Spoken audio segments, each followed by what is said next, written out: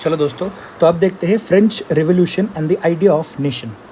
देखो, सबसे पहले तो 1789 में जब पहली बार फ्रेंच रिवॉल्यूशन हुआ, तब फ्रांस एक फुल फ्लेज्ड टेरिटोरियल स्टेट बन चुका था, जिसमें जो सॉवेर्निटी थी, माने कि जो पावर थी वो ट्रांसफ़र हुई थी। किससे? पहले तो जो पावर थी वो मोनार्क्स के पास थी, राजाओं के पास थी। आपको पता है लुईस 16 जो पहला राजा था, मतलब आखिरी राजा था, ठीक है। तो उससे जो पावर ट्रांसफ़र हुई थी वो हुई थी किसके पास? बॉडी ऑफ फ्रेंच सिटीजन्स के पास, ठीक है। उस वक्त 1789 में लोग अलग अलग तरीके के थे, लेकिन उनके अंदर सिर्फ दो आइडियाज़ थी, ला पाट्रे और ले सिटियन। इसे ध्यान से समझने की कोशिश करो। ला पाट्रे का मतलब होता है द फादरलैंड और ले सिटियन का मतलब होता है द सिटीजन। इन दो आइडियाज़, सिर्फ ये दो ही आइडियाज़ ऐसी थी जो उस वक्त फ्रांस के लोगों को यूनाइटेड बनाती थी, ओके।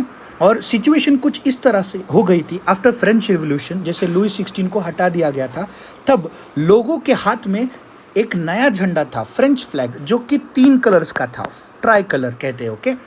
तो पहले रॉयल स्टैंडर्ड होता था, अब रॉयल स्टैंडर्ड फ्लैग के अलावा अब सिर्फ फ्रेंच फ्लैग ही होइस्ट किया जा रहा था। फिर उसके बाद बॉडी ऑफ फ्रेंच सिटीजन्स ने, मतलब जो बॉडी ऑफ फ्रेंच सिटीजन ने, उन्होंने एक स्टेट जनरल नाम की बॉडी बनाई थी, ओके, और जो पूरे फ्रांस को उस वक्त गवर्न कर रही थी। जगह जगह पर ओथ्स लिए जा रहे थे, ठीक है। मार्टियर्स को कममरेट किया जा रहा था। अब इसका मतलब क्या होता है? मार्टियर्स कममरेशन मतलब क्या? मार्टियर्स माने शहीद लोग, और कममरेटेड मतलब उन्हें श्रद्धांजलि देना। तो जिन्होंने भी अपनी जान गंवाई है उन सब के फोटोज़ या फिर उन सब के फैमिलीज उन्हें क्या कर रहे थे? तो कममरेट कर रहे थे, ठीक है। फिर उसके बाद एक सेंट्रलाइज्ड एडमिनिस्ट्रेटिव सिस्टम बन चुकी थी, जिसके अंदर यूनिफॉर्म लॉज बनाए गए थे, ठीक है। फिर उसके बाद जो इंटरनल कस्टम ड्यूटीज़ और ड्यूज़ थे उन्हें हटा दिया गया था, उन्हें एबॉलिश किया गया था। और उस वक्त अलग अलग वेट्स और अलग अलग मेजर्स होते थे, हर चीज़ को मेजर करने के लिए अलग अलग वेट्स होते थे, ठीक है। तो उसको एबॉलिश कर दिया गया था और यूनिफॉर्म सिस्टम को अडॉप्ट किया गया था।